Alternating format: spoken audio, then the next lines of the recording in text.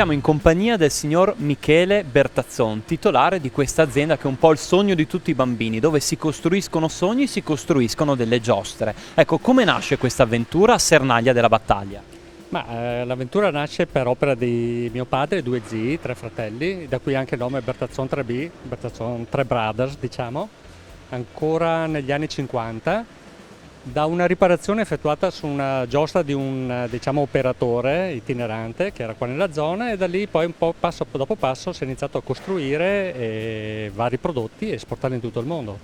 Le vostre commesse arrivano un po' da tutto il mondo e oggi noi siamo qui per vedere il collaudo, diciamo così, di una delle opere più alte che voi avete realizzato negli ultimi anni. Un'opera che andrà in Malesia.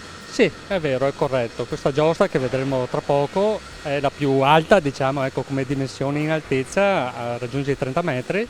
È una giostra montata su carro, quindi è trasportabile, e sì, confermo, è commissionata da un cliente malesiano. E come verrà portata in Malesia quest'opera, concretamente? Beh, verrà impacchettata sul suo rimorchio e poi spedita via nave, via mare. Le commesse, dicevamo prima, arrivano da tutto il mondo. Quali paesi non sono considerati, non contemplati? Ma diciamo che non esportiamo in Cina, è stata una scelta aziendale sinceramente questa. I mercati principali per noi chiaramente Europa e Stati Uniti, un po' tutto il mondo poi, comunque gli Stati Uniti forse è una delle aree principali. Il settore delle giostre invece è un settore che ha sentito la crisi o, visto che si tratta di una nicchia, si va avanti come se nulla fosse? È un po' macchia di leopardo, diciamo, dipende poi dalle nazioni dove si lavora, dove l'azienda può essere esposta commercialmente. Noi, diciamo, abbiamo avuto la fortuna, capacità, non lo so, di avere sempre un buon portafoglio di commesse, per cui la crisi sinceramente non l'abbiamo sofferta più di tanto. Ecco, una delle peculiarità e anche direi delle forze della vostra azienda è l'artigianalità del prodotto. Quindi sì, si realizzano qua grandi giostre, però con una modalità davvero artigianale.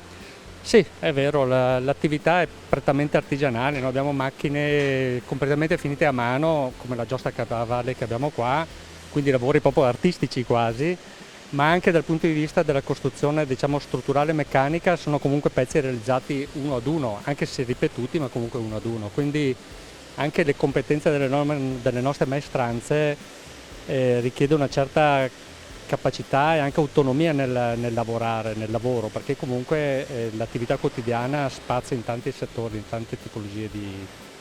E adesso direi che è arrivato il momento di vedere la famosa giostra più alta realizzata dalla Bertazzon nella sua storia. Eccoci davanti alla nuova nata della famiglia Bertazzon. Come l'abbiamo chiamata questa giostra e quanto alta è? Allora, l'abbiamo chiamata Space Flyer, alta 30 metri, la torre è alta 30 metri, e quando la giostra funziona il rotore con i seggiolini appunto sale lungo la colonna fino a raggiungere l'altezza dei 30 metri.